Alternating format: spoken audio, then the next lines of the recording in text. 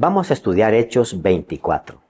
Ahora que Pablo está muy bien custodiado en una prisión en Cesarea, a una distancia de unos 120 kilómetros de Jerusalén, a los judíos les tocó asistir allá con una delegación para acusar a Pablo.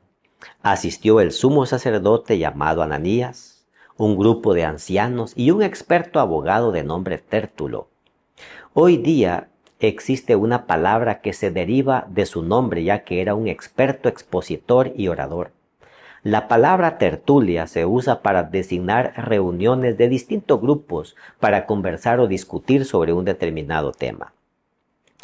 Antes de exponer la demanda, Tértulo dedica un importante espacio para adular a Félix, el gobernador. Se cree que Félix había ordenado una masacre de miles de judíos en Cesarea, además de saquear muchas casas judías. Así que Félix no era lo que Tértulo decía acá, de que por él gozaban de gran paz y que era un gobernador prudente. Lo que Tértulo estaba haciendo era adular a este hombre para lograr la condena de Pablo. La adulación es un pecado frecuentemente descuidado y muy practicado que la Biblia a menudo habla mucho. Romanos 16:18 nos dice que quienes no sirven a nuestro Señor Jesucristo, sino a sus propios vientres, y con suaves palabras y lisonjas engañan los corazones de los ingenuos. Judas 1:16 habla de aquellos cuya boca habla cosas infladas, adulando a las personas para sacar provecho.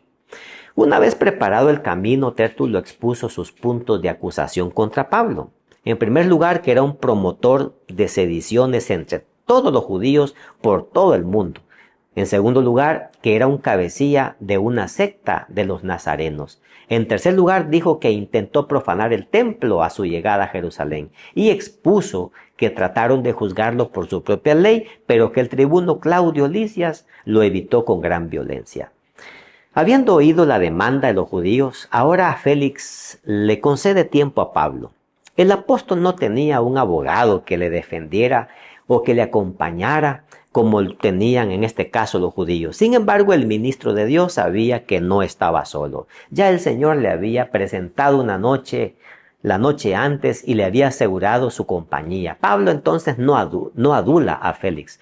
Se introduce rápidamente reconociendo que Félix lo que sí tiene es experiencia, ya que por muchos años había sido gobernador, y esperaría pues que sepa discernir lo que Pablo iba a exponer. Sus puntos de defensa son: tenía apenas 12 días de estar en Jerusalén, nadie podía probar que lo hallaron discutiendo con alguien o amotinando a alguna multitud en la ciudad, no era cabecilla de una secta, sino un fiel servidor del Dios de sus padres, al igual que sus acusadores, conforme a lo que está en la ley y en los profetas.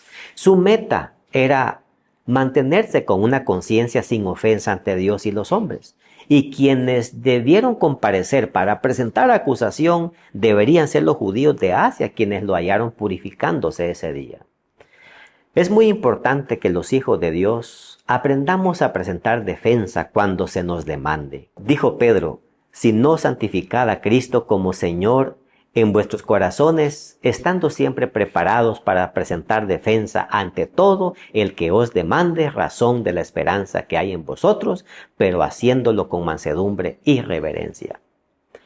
Jesús profetizó que llegaría el momento, y llegará ahora también para nosotros, cuando nos tocará comparecer ante tribunales humanos por causa de la verdad.